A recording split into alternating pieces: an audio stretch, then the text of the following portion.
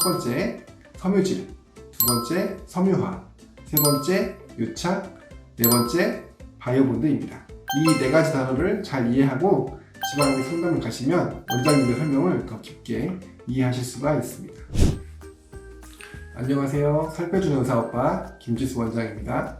오늘은 지방흡입 상담을 가기 전에 꼭 알고 가야 할 네 가지 단어에 대해서 설명드리도록 하겠습니다. 이 네 가지 단어는 첫 번째 섬유질, 두 번째 섬유화, 세 번째 유착, 네 번째 바이오본드입니다. 첫 번째 섬유질에 대해서 설명드리겠습니다. 섬유질은 피부와 근육 사이에 지방층이 있는데 이 지방층은 지방과 섬유조직으로 이루어져 있습니다. 생각하는 것처럼 버터처럼 순수 지방으로 이루어져 있지 않고 섬유질이라는 그물 모양의 조직과 그 안에 구멍에 송송 박혀있는 알갱이 형태의 지방으로 구성이 되어 있습니다. 지방층이 섬유질이 많고 지방이 적은 경우에는 딱딱하다, 질기다, 파이브로틱하다 이렇게 표현을 하고, 지방이 많고 섬유질이 적은 경우에는 부드럽다, 그리고 물살이다, 소프트하다, 보통 이렇게 표현을 합니다. 섬유질이 많고 살이 딱딱하신 분들은 지방흡입을 할 때 지방과 함께 실타래 모양의 섬유질이 같이 뜯겨 나오는 것을 볼 수가 있습니다. 지방이 부드러우신 분들은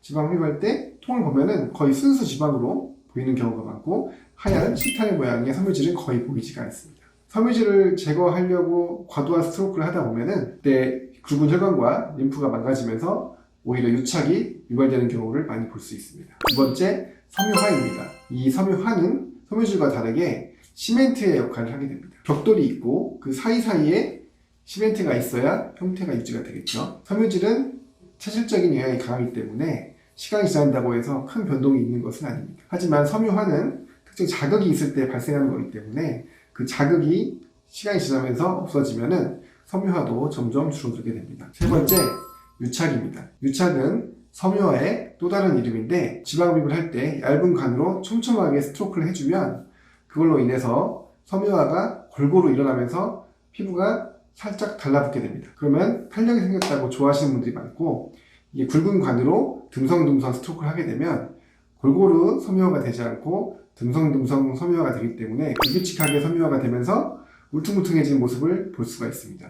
이거를 보통 환자분들이 유착됐다, 부작용이 생겼다 라고 설명을 하십니다. 하지만 정식 의학 용어로는 섬유화라고 할 수 있습니다. 네 번째, 바이오본드입니다. 바이오본드는 섬유화의 또 다른 이름입니다. 수술이나 시술 후에 초반에 과도한 섬유화 과정이 있는데, 섬유화가 엄청나게 많이 생기면서 딱딱해지고 울퉁불퉁해지게 됩니다.